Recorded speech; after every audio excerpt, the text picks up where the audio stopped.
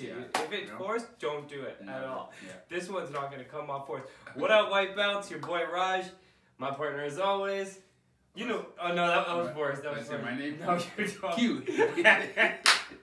Here we go again. What up, white belts? Your boy Raj, my partner as always, Q. You know what time it is.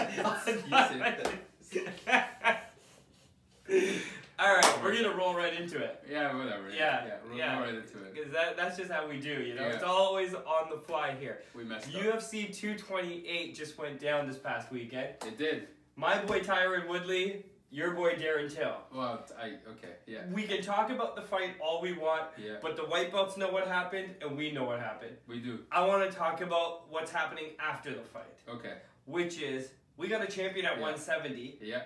And he needs a contender to fight. He does. And there's quite a few names out there. Yeah. So I want to get from you, who do you think he should fight next?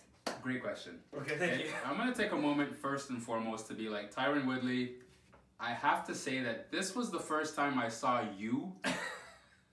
And no disrespect. This is emotional here. This is the first time I saw you basically win a fight, but come out of it looking like a champion. You know what I mean? Shoulders back, calm, knocks him out, or doesn't knock him out, but chokes him out with the darts, right? Gets up calmly, flash knockdown, and just really, I was blown away by his performance. I mean, you might recall that before that fight went down, I was saying Darren till 100%. Yes. I'm eating my words, I'm eating crow, whatever the expression is. Right. Tyron Woodley, you are the goddamn man.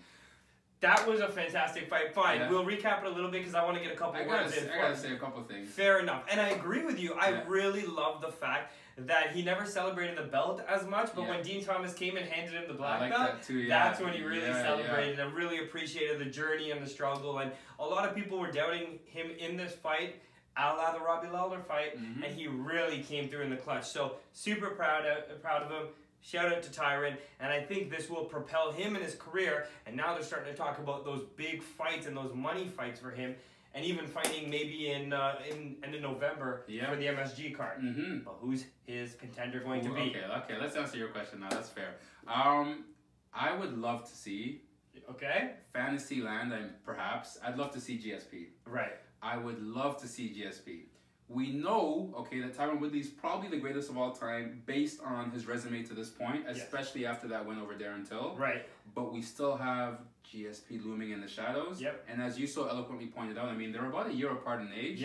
Let's put that fight together. Why can't we put that fight together and make one of the biggest welterweight fights of all time? That would actually be a money fight that I would be excited to watch. And if Tyron Woodley wins that fight, which I think the UFC would be hoping he does, then now you got another star that's going to take it to the next level. Even after he finishes his MMA career, he's going to be a celebrity in some respects. So at least you can always shine a good light on him in that way. I think that is the fight to make, but I don't think that's the fight that's going to happen. That's fair. What do you think? See, everybody wants to see Colby because of the trash talk, and he was the former interim champion. I don't. I want to see Kamaru Usman. I think if you make weight like a professional and go on and don't get to have the opportunity to fight, I think you should at least cash in with a title shot next. Because at that point, then what did you do it for? Apparently, Kamaru didn't even make show money when he stepped on that scale. And like, how do you train for two different body types and everything just for being a company man alone? I want to see Kamaru get that next shot.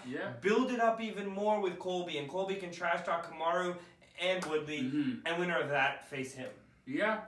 I'm not mad at that either. I think Usman's very deserving of that championship fight. I don't know that fight gets enough fan interest for them to actually logistically make it. But you and I, as pure fans, we know that Usman definitely deserves the fight. It's funny because you want Usman.